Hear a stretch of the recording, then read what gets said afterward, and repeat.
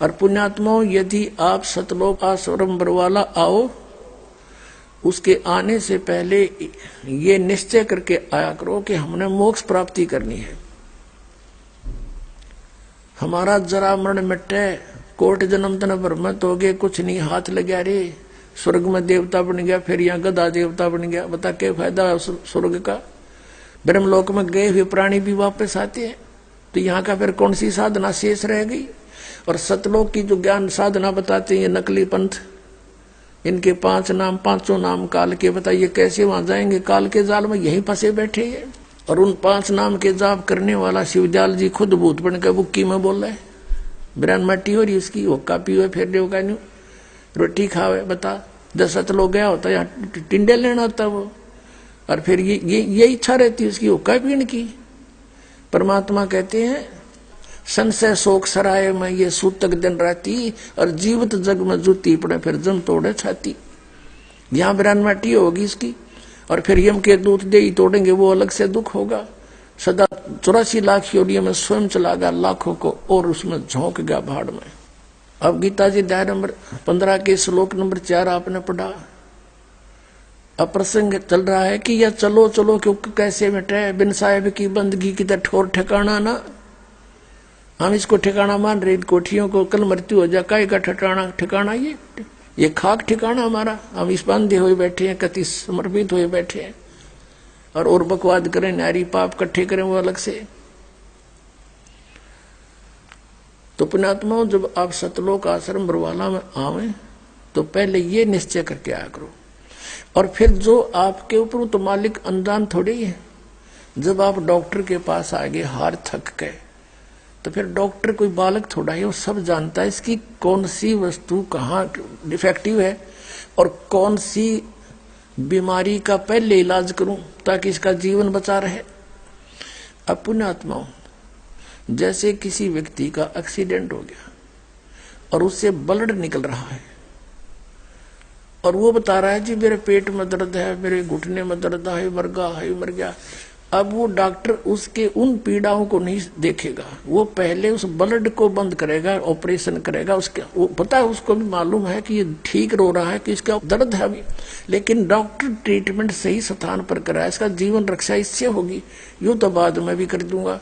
तो पुण्यात्माओं, आप यहाँ आते हो तो आप समझ लो उस हॉस्पिटल में आगे जिसमें आपके सारे पाप कटेंगे, सारे रोग कटेंगे, और जन्म मृत्यु का दीर्घ रोग भी यहीं कटेगा।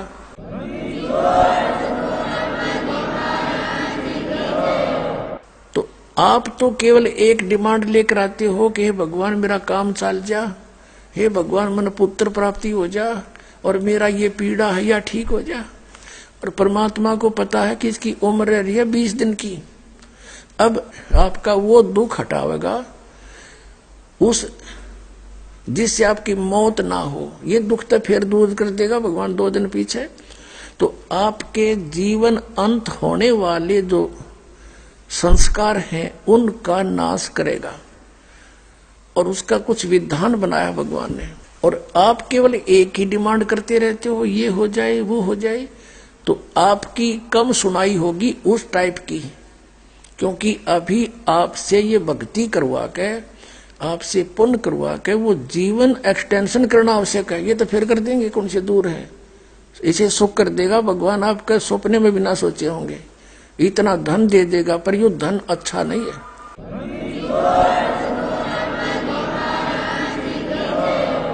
ये आपको इतना धन दे देगा, लेकिन यह धन भी अच्छा नहीं है, ये सत्कर मान लेना।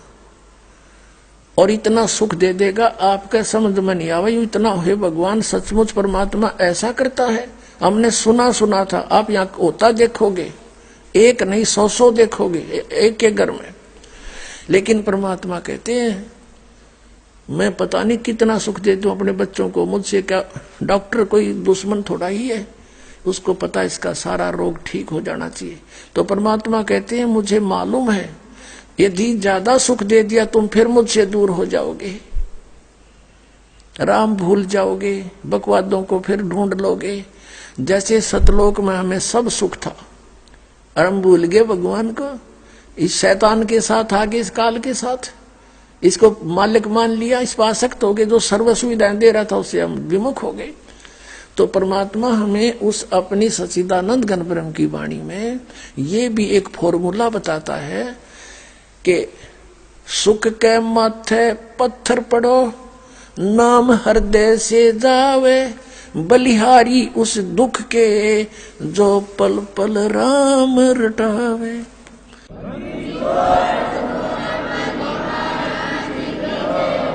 परमात्मा कहते हैं इसे सुख के आग लगे तो भगवान ते दूर करे। हे परमात्मा, इतना दुख भी दिए रखना, तेरी याद बनी रहे। तो इतना कष्ट आप पर रहना चाहिए, घना सुख नहीं मिलना चाहिए। सुख मिलते या भगवान से दूर हो गए। दास का इसमें बहुत बड़ा अनुभव है। ऐसे व्यक्ति आए थे यहाँ पर बहुत से जो ज्ञानहीन, उनको कुछ दिन ठीक साधना करने से उनको सुख हो गया, अब वो छोड़कर चले गए। अब क्या होता है, आप जी को कल भी बताया था कि एक सतनाम की मंत्र की कितनी कीमत है आपके पास। एक श्वास उस श्वास से आपने सतनाम का जाप कर लिया जो 2 अक्षर का है, और उस 2 अक्षर के जाप से आपकी कितनी कमाई बन गई। परमात्मा ने सच्चिदानंद घन ब्रह्म की वाणी में श्री आदरणीय गरीबदास साहिब जी के माध्यम से उसके अंतःकरण में फीड करके बाहर निकलवा रखी है।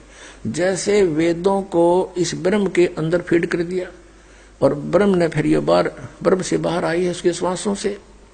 और ऐसे गरीबदास जी ने को इन्होंने ज्ञान दिया। फिर गरीबदास जी ने बोल के ये बोला है, उसमें क्या बताया है कि सतनाम पालड़े रंग होरी हो, 14 लोक चढ़ावे राम रंग होरी हो, 3 लोक पासंग धरे रंग होरी हो, तो ना तुले तुलाया राम रंग होरी हो। एक सांस के सिमरन का एक विधिवत यानी पूरे संत से प्राप्त करके मर्यादा में रहते हुए श्रद्धा से कसक के साथ एक श्वास की कीमत कहते हैं 14 लोग एक पालड़े में, एक तराजू के एक साइड में बैलेंस होती है, जो आजकल इलेक्ट्रॉनिक चाल पड़ी है। तो फिर भी उसमें लकड़ के डंडी होती थी, 2 पलड़े नीचे लटकते होते थे, और उसमें अगर कोई एरर होती थी तो जो सौदा तोलने के लिए आया है व्यापारी, जैसे चने तोलने हैं, तो चनों की एक मुट्ठी भर के दूसरे पलड़े में डाल दी जाती थी ताकि वो बैलेंस एररलेस हो जाए, डिफेक्ट ना रहे इसमें। तो उसको पासिंग कहा करते कि पासिंग ठीक कर, इसकी इसमें पासिंग है, डिफेक्ट है। वो पासिंग ठीक करने के लिए एक मुट्ठी चने एक पालड़े में डाल दिए जाते थे, वो एक सार हो जाते थे, उसको पासिंग है। वो सौदे में नहीं आती पासिंग। और ये पृथ्वी लोक, स्वर्ग लोक, इंद्र वाला लोक जिसको स्वर्ग, और एक पाताल लोक, ये 3 लोक। ये तो न्यू सोचो पासिंग में है, ये सौदे में नहीं आते। और हम एक सरपंच बनकर राजी हो गए, हम एक MLA MP बन जा, फूले नहीं समावे, तो हमारी बालक बुद्धि है या। आप कितने धनी हो, कबीरा सब जग निर्धना धनवंता ना को, धनवंता सो जानिए जिस पर सतनाम धन हो। ये सतनाम राम नाम धन हो, राम नाम सतनाम है। अब और 14 लोग चढ़ावे, 3 लोग पासेंग धरे रंग होरी हो, और तो ना तुले तुलाया राम रंग होरी हो।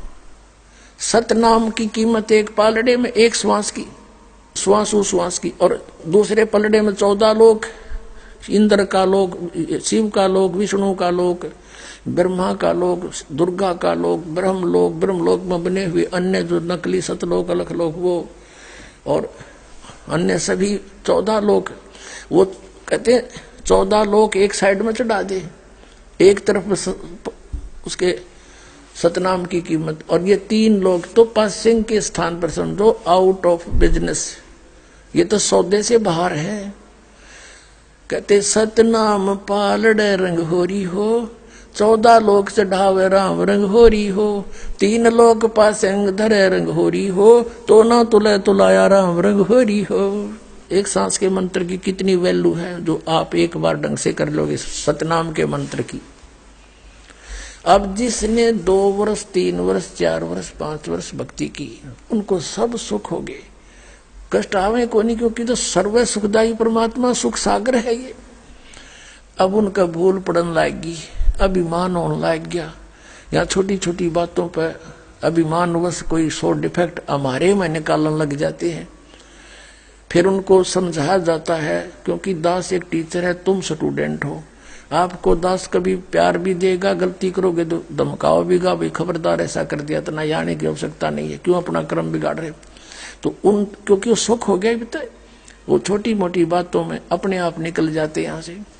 और अब वो क्या कहते हैं कि हम तो अब भी सुखी है, हम तो पहले भी सुखी थे, अब हमारा क्या बिगड़ गया। अब ये जैया उनकी हृदय में अज्ञान ना होता तो यहाँ से धक्के दिए थे बिना जमाने से। अगर इतना ज्ञान उनमें होता तो यहाँ से नहीं जा सकता, क्योंकि जो बच्चा अध्यापक उसको धमकाता है उसके हित में, और यदि वो बच्चा अध्यापक के धमकाने से, खुरकाने से, डांट लगाने से और स्कूल त्याग जाता है तो कितनी बुद्धिमत्ता की उसने। अब यहाँ आप स्टूडेंट हो, विद्यार्थी हो, तो अध्यापक का कर्तव्य है इनको खुरका धमका के इनके भविष्य को देखते हुए इनको सुचारू करूं। और बच्चा जो डॉक्टर अपने टीचर की डांट भी खाता है और आगे फिर बढ़िया ठीक ढंग से उस त्रुटि को ठीक करके आता तो वो बच्चे सफल होते हैं। और जो छोड़ के भाग जाता है तो उसको अपना जीवन नाश करते हैं। अब उनको फिर पता चलेगा, वो कह रहे ना अब हमने कोई तकलीफ नहीं, हम सब ठाठ हैं यूं के यूं। अब वो 2-4 वर्ष की जो भक्ति उन्होंने सुचारू की थी, अब वो उसके गुड अकाउंट में है, अब वो नरे पाप कर रहा है। तो जब तक उसकी वह पूंजी रहेगी पुनः की भक्ति की, तब तक तो वो से आग लगाओ, शराब पियो, बकवाद करो, भगवान ने भी याद ना करो, तो वो तो पूरी देगा काल उनको, काल के उसमें चले गए विधान में। और जब वो बैटरी डाउन होएगी इनकी, वो समाप्त हो जाएगी कुछ दिनों में, फिर रोएंगे। आज दास देख रहा है 6-6 वर्ष जो यहाँ से त्याग कर चले गए थे, अब 6 वर्ष के बाद किसी के जीभ में कैंसर, किसी के गले में कैंसर, अब आवे रोते हुए। अब ने पहले पता था इसकी कोई करड़ाई उठा कर ले गई यहाँ से भगवान को छोड़कर। कहते हैं द्वार धनी के पड़ा रहे, धक्के धनी के खावे, और 100 काल जगजोली पर द्वार छोड़ नहीं जावे। अब जैसे विद्यार्थी को टीचर उसी को खुरकाता धमकाता है, उसके भविष्य को देखते हुए जो स्कूल विद्यालय में प्रवेश है उसके अंतर्गत आता है, वही बच्चा जो पहले गलती करता था, स्कूल त्याग गया और फिर बाहर बकवाद करता फिरता है, गधे पर बैठ कर घूम रहा है बकवादों में, और टीचर पास से जा रहा है, वो नहीं टोकेगा उसको, चाहे बाढ़ में जाए तो अब टीचर से उसका लिंक नहीं रहा। तो बाहर गए हुए व्यक्ति ये सोचते हैं कि हम ठाठ से हैं, सारे गधे पर बैठे अंडे हैं, अब ना कोई हमें कुछ कहता, ना कोई तकलीफ होती। तो अब परमात्मा उनको नहीं कहेगा, क्योंकि परमात्मा के ऑपरेशन थिएटर मारने के बाद डॉक्टर का काम है।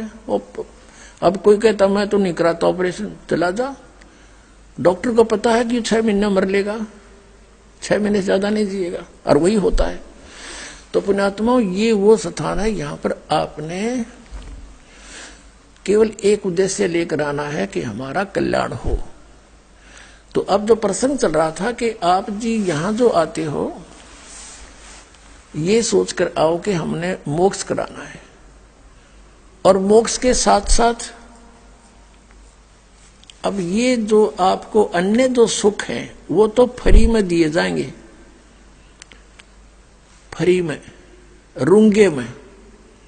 रूंगा क्या होता था, जैसे हम छोटे छोटे थे जब गांव में हमारी दादी, वहां जैसे कोई सब्जी बेचने वाला आ गया, कोई प्याज बेचने आ गया, कोई आलू बेचने वाला आ गया, और कोई फल ले रहा है, तो आवाज लगाता है ले लो आलू ले लो। तो हमारी दादी जी पहले क्या करते थे, गेहूं चने होते थे, पैसा होता नहीं था, गेहूं या चने, किसान परिवार में जन्म था दास का, तो दादी भर के ले जाती एक बेला गेहूं का या चनों का, और वो पूछती भाई कित कैसे देगा इसको, वो कहता 2 चनों के 3 बार चने एक तरफ डाल लेंगे पालड़े में, और उधर से उसके इक्विवेलेंट 3 बार मैं उतने आलू दूंगा। अच्छा, वो 3 बार तोल दिए आलू तो हो गया सौदा बराबर, वो तो हो लिया जो होना था। अब क्या क्या करती भाई, रूंगा दे, रूंगा के फ्री ऑफ कॉस्ट। वो एक आलू दे देता कि ले माई यू रूंगा लेना भाई और दे, वो 2 डाल देता ना, एक और ले छोटा दे देता, बुढ़िया राजी हो जाती। वो रूंगे उस नरूंगा क्या करते। अब कहने का भाव ये है कि वो जो रूंगा था ना, वो तो सौदे में नहीं था, वैसे दिया उसने। तो यहां पर जो आपका हम सौदा करेंगे और जो आपको या संसारिक जो आवश्यकताएं हैं वो तो रूंगे में देंगे आपको, वो हमारा काम नहीं। वो तो आपको वैसे फ्री ऑफ कॉस्ट देंगे, वो तो अवश्य देंगे। जैसे आप ना कई बार कोई दुकानदारों के यहाँ जाते हो, शॉपकीपर के, और कोई सामान खरीदते हो तो वो उससे फिर कुछ ऐसा आइटम आप मांग लेते हो कि वो भी है कि आपके पास, वो कहता है वैसे तो हमारी ये दुकान नहीं है, फिर ग्राहक मांग लेते इसलिए ये रखा है, ले ये भी ले लो। तो यहाँ जो हमारे पास सौदा है, जो हमारी दुकान है, वो जन्म और मृत्यु के रोग का नाश करने वाली है, और आपके आने वाले जीवन में जो कष्ट है उनका नाश करेगी। इस प्रारब्ध का भी कर्म को भी परिवर्तन करेंगे परमात्मा। आप जी यहाँ कोई अन्य संसारिक सुख मांगते हो, ये भी हम रखते हैं, ये भी देने पड़ते हैं। ग्राहक यहीं आवे कि तो और ना चला जा, ये समझ लेना। अब इसका पूरा निष्कर्ष ये जानिए कि यहाँ आपको सर्व सुख मिलेंगे, लेकिन आप जी को कोई कष्ट भी रह रहा है तो ये समझना, उसके 2 कारण समझना। एक तो परमात्मा की इच्छा है कि ये दुख आप पर रखना अनिवार्य है, क्योंकि एक दूसरा कारण यह है कि जैसे डॉक्टर ने पहले वो ट्रीटमेंट करना, इसका जीवन रक्षा हो। पेट के दर्द की वो तो फिर देख लें, गोड्डे के दर्द न था फिर इलाज कर दूंगा। तो ऐसे समझ कर चलना इस मार्ग पर, क्योंकि आप पहली बार आए हो और 25 डिमांड है आपकी, आते रख देते हो, ये भी हो, ये भी हो, ये भी हो। अब धीरे धीरे रे मना, धीरे सब कुछ हो। माली सीते 100 घड़ा समय आए फल हो। एक आम का पौधा आप लगाते हो और उस पौधे में सिंचाई करते हो, 10-12 वर्ष में जाके 8-7 वर्ष में उसकी खूब सेवा करते हो, फिर वो बड़ा होता है। बड़ा होकर के फिर उसके फल लगेंगे, और इतने फल लगेंगे आप भी खा लोगे, अचार भी डाल लोगे, पड़ोसियों को भी दे दोगे, रिश्तेदारों को भी भेज दोगे, तो भी ना खत्म हो तुमसे। यानी ये राम नाम का पौधा ईब बोया है आपने, ईब इसका थोड़ा सा समय दो भगवान ने, और आप इसकी करो पूजा, जो दास बताता है सेवा करके देखो सिंचाई से। धीरे धीरे इतना ऐसे बढ़ेंगे आपके संस्कार कि इतना सुख हो जाएगा आप सोच भी नहीं सकते। अब यहाँ दास देखता है, पहले गांव गांव में घर घर में सत्संग किया करते थे। अब जो अमीर ये माया के धनवंत थे वो तो इंदिरा दास स्वामी, धन धन सतगुरु, और वो बड़े बड़े पंथा में इस क्या नाम है आसाराम कर सुधांशुर के जा चिपके थे, और बेचारे दुखी सुखी दुखी दाखी थे, वो दास के संपर्क में आने लगे। यहाँ ते उनको राहत मिलने लगी। तो उस प्रारंभ में ये दास देखा करता था, क्योंकि दास जब सर्विस भी करता था, सैटरडे संडे को सत्संग भी करता था। तो हम कहीं सत्संग कर रहे होते तो कोई न्योता दे कर आता अपने मित्रों को नगर के नगर में कि हमारे घर आना, और उस गली में हमारा घर है और गुरुजी सत्संग करेंगे। तो अब वो भगत याद करते हैं उन बातों को और कहते हैं कि उन दिनों को अब याद करते हैं जब प्रारंभ किया था आपने इस भक्ति मार्ग को। उसमें हम जैसे किसी के घर जाते थे, घर की पहचान हमें नहीं होती थी, तो क्या पहचान कर रखी थी हमने कि जिस घर के सामने 3-4 साइकिल खड़े हों और 5-4 साइकिल खड़े हों तो समझ लो यहाँ सत्संग होने लग रहा है गुरु जी का। यानी इतनी वीक पोजीशन के भक्त हमारे साथ जुड़े थे। यह पहचान थी कि जरा 5-7 साइकिल खड़े हों, मोटरसाइकिल का नाम नहीं, यहाँ सत्संग हो रहा किसी के घर में। और अब देखते हैं उन्हीं पुण्यात्माओं के ट्रक चलते हैं, ट्रक और गाड़ियों में आते हैं, कारों में अपने बच्चों समेत। अब उन्होंने ये मांगा नहीं, उनको कुछ पहले तो यही मांगने आए थे, वो धीरे धीरे देना शुरू किया, लेकिन फिर बाद में जब ज्ञान हुआ उनके संस्कार इतने प्रबल हो गए, अब पे परमात्मा समय अनुसार उनको जो आवश्यकता कहते हैं रिक्वायरमेंट ऑफ द फैमिली आप पे पूरी करता रहता है। साईं इतना दीजिए जिसमें कुटुंब समावे, हम भी भूखे ना रहे, तिथि ना भूखा जावे। और आज दास देख रहा है इस पार्किंग में कार नहीं नोटती बच्चों की, इतनी बड़ी पार्किंग है। तो कहते हैं जय तन राजपाट भी चाहिए हमरा धर ले ध्यान, ये सुख भी मैं ही दूंगा, ये और नहीं दे सकते, वो तेरे संस्कार को ही दे सकते हैं। और उन संस्कारों को तुम बर्बाद कर रहे हो जो वहां दूसरे पंथों के पास जाकर बैठ के। अब एक 30-30 वर्ष 35-35 वर्ष के साधक राधा स्वामी पंथ, धन धन सतगुरु पंथ, जय गुरुदेव पंथ वालों से आ रहे हैं। अब ये पहले माया के धनी थे, माया के धनवंत थे, और वहां कुछ भविष्य की भक्ति थी नहीं ठीक, और फिर भी ये सुखी थे। तो ये सोच रहे थे कि हमने इस साधना से लाभ हो रहा है। अब एक परिवार में 6 कष्ट आ गए। एक बता रहा था मेरी पत्नी के तो वाल बदले गए, और मुझे हाई ब्लड प्रेशर है, किडनी डिफेक्ट होगी, और मेरे पास 3 गाड़ियां चलती थी, आज कंगाल हो गया, लोन में सब बिक गई। और राधा स्वामी से 25 वर्ष से जुड़ा था। अब जब तक वो पूर्व जन्म की बैटरी ठीक थी इनकी, तो सब कुछ सुख भी लगे थे, ये सोच रहे थे इनसे सुख हो रहा है, और यहाँ से नए सिरे से सुख दिया जाता है, नए सिरे से सेटिंग की जा रही है। एक एक परिवार को 20-20 सुख अपने गिनवा दूंगा यहाँ पर। फिर भी दास फिर यही आता है कि इस सुख को मानकर इस घने सुख की डिमांड मत करना। इस बात को ध्यान रखना कि सुख के माथे पत्थर पड़ो, जिसते नाम हृदय जावे, और बलिहारी व दुख के जो पल पल नाम रटावे। कि हे परमात्मा ऐसा सुख बाढ़ में पड़ो जिसते तेरी भूल पड़े। हे परमात्मा वो कष्ट भी हमें बना रहे जिससे आपकी याद बनी रहे।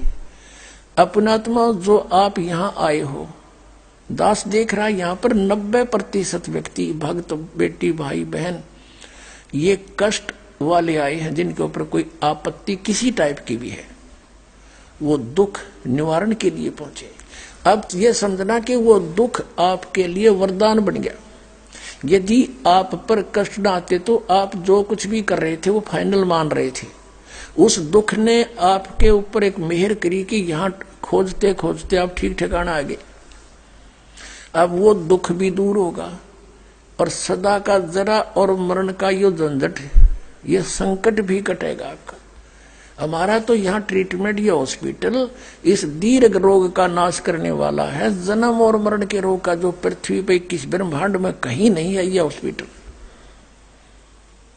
अब पुण्यात्माओं, अब हम फिर उसी प्रसंग पर आते हैं कि पहले गए ना बावड़े रहते भी सब जाही, बिन साहेब की बंदगी कहीं ठोरे ठिकाना नहीं।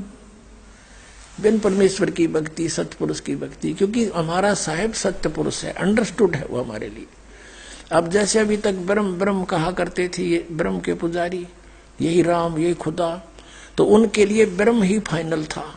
अब इसके लिए जैसे ये पुरुष माने प्रभु, ब्रह्म माने प्रभु, तो ये ब्रह्म कहते हमारा साहब, ब्रह्म कहो, साहब कहो, पुरुष को, इस सर्व पुरुष को यानी ज्योति निरंजन को इन वेदों वालों ने ब्रह्म को फाइनल गॉड मान रखा था, कंप्लीट गॉड मान रखा था, पूर्ण परमात्मा मान रखा था।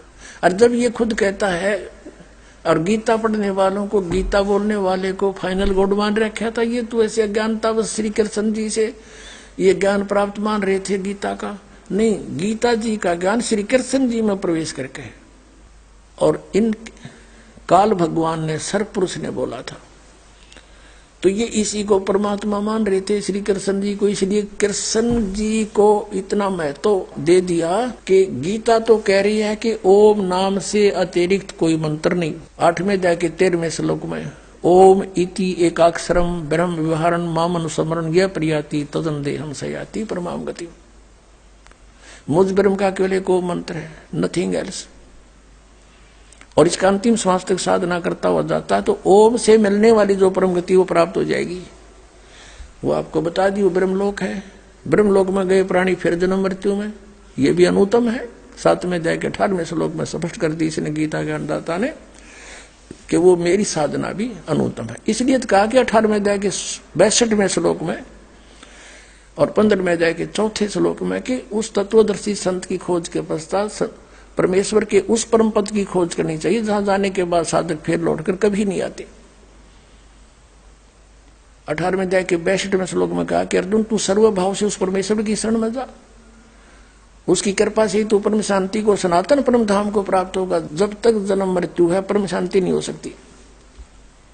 अब मान लिया कोई ब्रह्मलोक में चला गया, देवता बन गया, वो कुछ दिन तो देवता हो गया, मरते फिर गधा बन गया, बता परम शांति कहां से हुई? और शाश्वत स्थान कहां हुआ उसका? वो जो सदा बना रहे जिस स्थान पर, वो शाश्वत स्थान होता है। तो फिर वापस आ गया। अब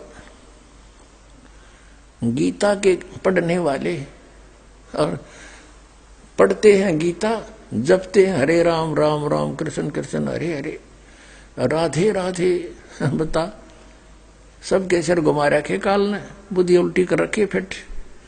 अरे गीता जी पढ़ो, उसका तो अनादर कर रहे हो परमात्मा का, उसके साथ तो चीटिंग कर रहे हो। भगवान कहता है ओम के अतिरिक्त कोई नाम नहीं, और तुम करो राधे राधे और पढ़ो गीता। बता फूटे वाघ हमारे, ऐसे टीचर मिले हमें, सिलेबस कुछ कह रहा है, पढ़ा रहे हैं नावल। तो पुण्यात्माओं ईब तक तो हमारी इन्होंने गांठ बांध रखी थी, घसीट रखे थे बे, मतलब इन नकली गुरुओं ने। ईब आप बुद्धिमान हो गए, आपको अक्षर ज्ञान इसलिए दिया परमात्मा ने कि मुझे पहचान सको ना। ये आग या शिक्षा एक अभिशाप है मानव के लिए, क्योंकि इसमें चतुराई गणी सीख ली और इस चतुराई से हम बेईमान बन गए, हाहाकार मचा रखी है, प्यार रहा नहीं। इतने चतुर बना दिए नो काग की तरह, बस पैसा पैसा ढूंढते फिरते हैं। बहन देखते ना, भाई देखते, रिश्तेदार देखते ना, कोई नाता देखते, असनाई देखते, और चैन नहीं किसी को, स्वप्न में भी चैन नहीं। इसे तो पहले जीवन जिया करते हमारे दादे परदादे, हमने देखे शांत रहते थे, दो मिल जाता उसमें खुश रहते थे, छोटी छोटी झोंपड़ी पक्के कच्चे मकान उसमें शांत रहते थे, कोई हाहड़ नहीं थी। अब किसी को चैन नहीं चाहिए, अरबपति खरबपति बना बैठा रहे। और फिर लास्ट में उसका एक भगत कह रहा था जी ये देखे अरबपति खरबपति कई कई कोठी कार ले रहे और आप पियो दाल घोल के, उनका जमाने बंद होगी, बीपी हाई हो गया, किसी का कुछ बढ़ गया और आप मेडिकल में रहे हैं। वह कोठी वो कार वो माया उसका के काम आई, वो कल मर जाएगा, बालक फूकेंगे उसको और पाप सारे आप इकट्ठे कर ले गया। जो माया जोड़न में जीवन व्यर्थ कर दिया वो हानि उसको न्यारी होगी। तो अब जो प्रसंग चल रहा है कि गीता ज्ञानदाता अपनी भी साधना को अनुत्तम बताता है और इसकी भक्ति से भी चलो चलो समाप्त नहीं हो सकती, और बिन साहेब की बंदगी कहीं ठोर ठिकाना ना। तो हमने जो साधना करनी है वो कौन सी करनी है? जैसे परमात्मा का विधान है कि एक ओम नाम है ब्रह्म की साधना का, सरपुरुष का। गीता जी अध्याय नंबर 15 के श्लोक नंबर 16 और 17 में 3 पुरुष बताए, एक सरपुरुष, एक अक्षर पुरुष, एक परम अक्षर पुरुष।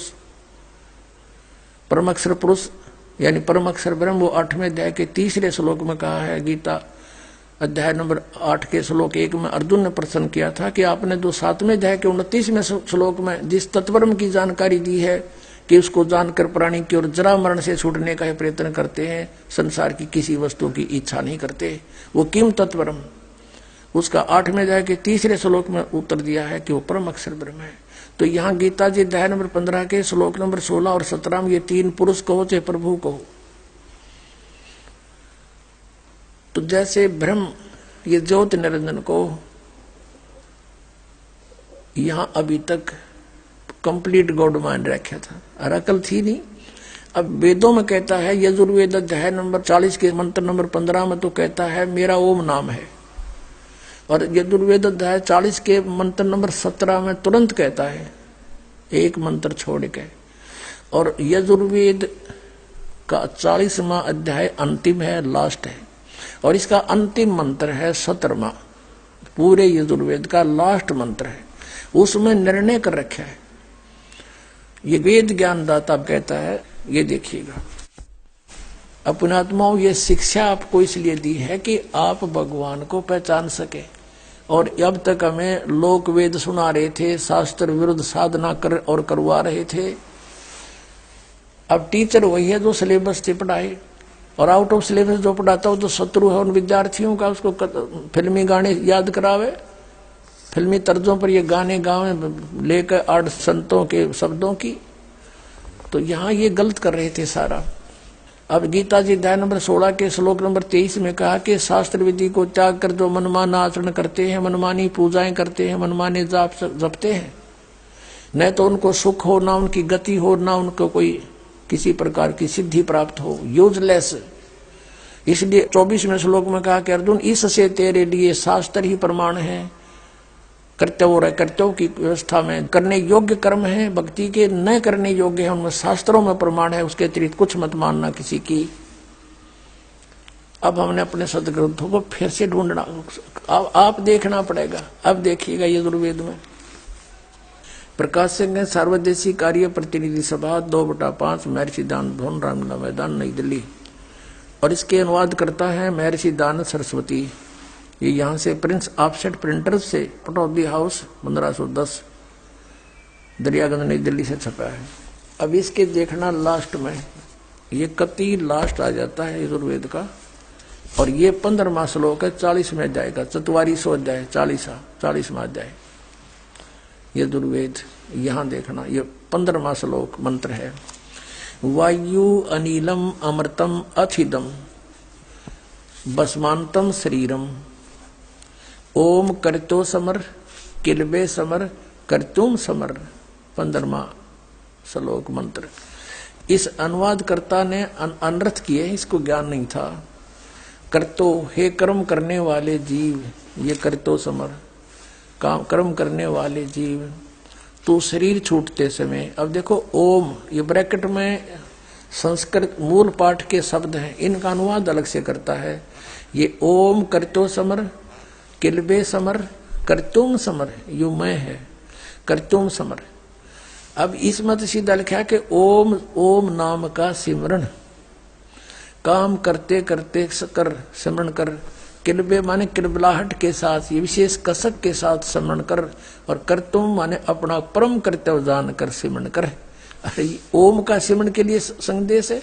अरे यू क्या कहता है अनुवाद करता स्वामी जी कि हे कर्म करने वाले जीव, करतो माने कर्म करने वाले जीव का अर्थ बनता है ओम करतो समर, काम करते करते सिमरण करो ओम का। यू क्या कह रहा है, करतो, हे काम करने वाले जीव, तो शरीर छूटते समय ओम, इस नाम वाच्य ईश्वर को समर माने समरण कर। अब नूना कहता ओम का सिमरण कर, इसे सिद्ध है कि ये ओम का सिमरण नहीं करता था महर्षि दानंद, इसका अर्थ गलत करा। ओम का स्मरण नहीं कहता कि ओम का स्मरण कर, ये कहता है जिसका ओम नाम है उस भगवान का स्मरण करे, ओम का नहीं। और किलबे यानी अपने सामर्थ्य के, ये अगर भाई इतना ही दिखाना था इसमें से। यहाँ देखो ये 40 में जाएगा, 17वां श्लोक है, वहां पर तो ब्रह्म कह रहा अपने विषय में। अब ये यहाँ क्या कह रहा है कि हे मनुष्यों, जिस ज्योत स्वरूपी रक्षक मुझ से, ये ज्योत स्वरूपी तो काल है, ब्रह्म काल है, अविनाशी यथार्थ कारण के आच्छादित मुख के तुल्य उत्तम अंग का प्रकाश किया जाता है कि ईब मैं वो एक विशेष बात बता रहा हूं। ब्रह्म कहता है जो वह असौ माने वह प्राण व सूर्य मंडल में, पुरुष माने पूर्ण परमात्मा, पुरुष माने पूर्ण परमात्मा, यानी वेद ज्ञान दाता से अन्य है, वह पूर्ण परमात्मा है। वो तो परोक्ष है, वह परोक्ष रूप वो छुपा हुआ है। जैसे संसार रूपी वृक्ष की जड़ परोक्ष होती है, मूल परोक्ष होते हैं, ऊपर तने से लेकर ऊपर सारा कुछ प्रत्यक्ष होता है, तो वह तो परोक्ष है, रूप है, वो तो परोक्ष रूप है। जो वह पूर्ण परमात्मा है ये समझो, वह परोक्ष रूप है, वो तो गुप्त है, वेद कह रहे हैं ये। और वेद ज्ञानदाता कहता अहम मैं खम यानी ऊपर ब्रह्मलोक में, खम माने ब्रह्मलोक में, अहम ब्रह्म खम, ये है कि अहम खम ब्रह्म, ओम खम ब्रह्म सो असौ अहम, यो अहम है। मैं ऊपर खम माने स्वर्ग में अंतरिक्ष में रहता हूं, मैं ब्रह्म हूं, मेरा ओम नाम है। अभी अनुवाद का आगे कैसे अड़ंगा किया इसने, यहां तक तो ठीक लिख दिया कि ये वेद ज्ञानदाता ब्रह्म है। ये कह रहा कि हे मनुष्यों, जिस ज्योत स्वरूपी रक्षक मुझसे, यानी मैं काल हूं, ज्योत स्वरूपी हूं, अपने आप को रक्षक कहता है, लेकिन ये भक्षक है। अविनाशी यथार्थ कारण के आच्छादित यानी छुपे हुए जिस मुखम यानी मुख्य यानी खास परमात्मा, मुख्य अंग, उत्तम अंग का प्रकाश किया जाता है, यानी मूल संसार रूपी वृक्ष की मूल जो है वो अंग है, उसका कहते हैं, उस मुख्य अंग का बताता हूं, जो वह पूर्ण, ये तालक पूर्ण परमात्मा है, सूर्य मंडल में यानी सतलोक में, ये समझो, और पूर्ण परमात्मा है वह तो प्रोक्ष रूप है। और अहम मैं खम आकाश के तुल्य यानी अंतरिक्ष में हूं, ब्रह्म हूं, सब गुण कर्म स्वरूप करके अधिक हूं। इन्होंने लिखा मैं ब्रह्म हूं और ओम ऐसा नाम जानो, और मेरा यो ओम नाम, ये 2 बार ओम नहीं है, इसमें केवल 1 बार ओम है ओनली। ये तू अड़ंगा करने खाते लिख लिया इसने ओम, इसका ओम अड़ लिखने में भी शर्म आया इसने, क्योंकि ओम नाम जपता ही नहीं था, इसलिए तो इसकी बिरानमाटी होगा मेरा। अब कहता है सबका रक्षक दो, मैं उसका ओम ऐसा नाम जानो, ये नाम लिखते भी शर्म आई इस नाड़े। अगर देखो कोई नो कह दान दो ओम नाम जप्या करता, या लिखना था उसका ओम नाम है। अब हमने देखना है कि वो पूर्ण परमात्मा तो ऊपर प्रोक्ष है, पूर्ण परमात्मा, और अहम माने मैं, और अहम खम ओम खम अहम, मेरा ओम नाम है, मैं ब्रह्म हूं, ऊपर अंतरिक्ष में रहता हूं, अहम माने मैं, यहाँ सो असौ अहम, वह प्रोक्ष रूप है, और अहम मैं ब्रह्म हूं और आकाश में रहता हूं, मेरा ओम नाम है। अपनात्मा इन पवित्र चारों वेदों का कोड वर्डों में संक्षिप्त है गीता जी। गीता जी के चौथे अध्याय में कहा कि तत्वदर्शी संतों की खोज करे, और वही इस यजुर्वेद में कर रखा है 40वें अध्याय के 10 से लेकर 13 तक। देखा फिर दिखाता हूँ थोड़ा। अपनात्मा आपने या नए सिरे तो पढ़ाई पढ़नी पड़ेगी, ये ऐसे नहीं कि आए मना नाम दे दिया तुम जपन लाग जाओ, कोई बका देगा, वहां कुछ नहीं है, तुम फिर 2 दिन में सुख हो जाएगा, फिर भाग जाओ फिर वहीं काल के जाल में। ये ठीक नहीं, दास नहीं चाहता आपको फिर ऐसे बर्बाद होने दूं।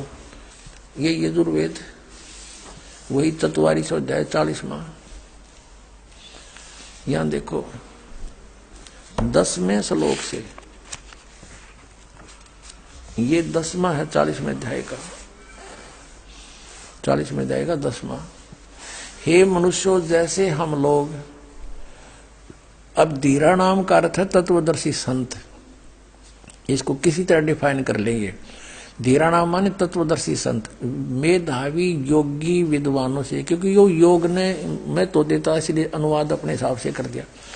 तत्वदर्शी संतों से जो वचन सुनते हैं, वेद ज्ञान दाता कहता है कि जो धीराणाम तत्वदर्शी संतों से जो हम वचन सुनते हैं, जो वे लोग हमारे प्रति व्याख्यान पूर्वक कहते हैं, विस्तार से कहते हैं, वे लोग संयोग, देखो संभवात, असंभवात माने उत्पन्न नहीं होना, असंभवात उत्पन्न नहीं होना, संभवात माने उत्पन्न होना, सीधा सार्थ हम भी कर लेंगे, इसे बालक थोड़ी है।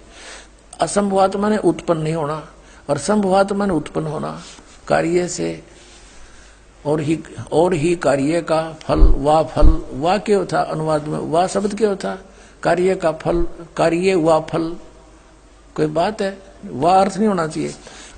आऊ माने कहते हैं उत्पन्न नहीं होने वाला कारण से अन्यत आहु कहते हैं, इस बात को तुम भी सुनो। अब ये इसका अर्थ है कि कोई तो कहता है भगवान असंभवात वो जन्म नहीं लेता, उत्पन्न नहीं होता। कोई कहता है वो संभवात माँ का जन्म लेकर उत्पन्न होता है। कहता है ये संशय भी धीराणाम संत जो बताते हैं उन तक सुनो। धीराणाम तत्वदर्शी संत जो वचन सुनाते हैं उनसे सुनो, वो बताओगे सही। कोई तो कहता भगवान जन्म नहीं लेता, कोई कहता है वो ना श्री कृष्ण रामचंद्र जी की तरफ माँ का जन्म लेकर आता है, कोई कहता वो निराकार है कभी जन्म नहीं लेता। कहता ये संशय का समाधान भी तत्वदर्शी संत बताओगे, उनसे सुनो। तो इससे सिद्ध हो गया कि वेद ज्ञानदाता भी इनकम्प्लीट नॉलेज रखता है, इन वेदों में भी कंप्लीट नॉलेज नहीं है, पूरा आध्यात्मिक ज्ञान नहीं है। इससे सिद्ध है कि कोई इससे हटकर